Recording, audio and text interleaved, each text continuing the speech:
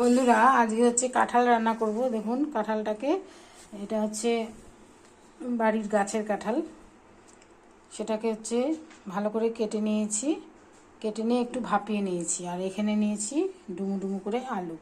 এটা কিভাবে রান্না করব বন্ধুরা সেটা আমি দেখাবো। এই কাঁঠালে ফোড়নে দেব হচ্ছে বন্ধুরা গোটা হচ্ছে জিরে, তেজপাতা, শুকনো লঙ্কা, লং, এলাচ, দারচিনি, এটা দেব ফোড়নে। আর এর সাথে কিছু গুঁড়ো মশলা অ্যাড করব।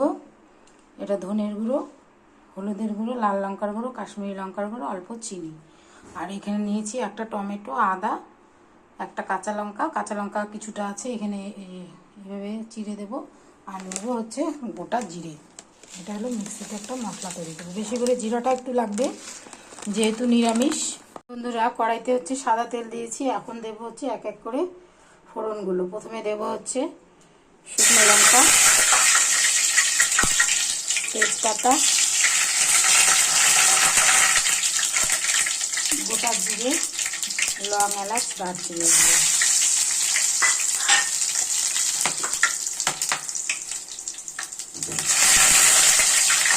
কয়েকটা কাঁচা লঙ্কা দেবো। এখন হচ্ছে আলুগুলো দিয়ে দেবো।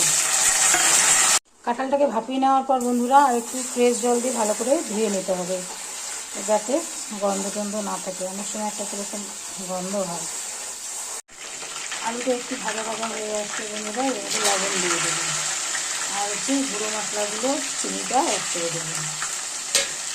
দেখুন বন্ধুরা কি সুন্দর জিরা, আদা, টমেটোর পেস্টটা হয়ে গেছে।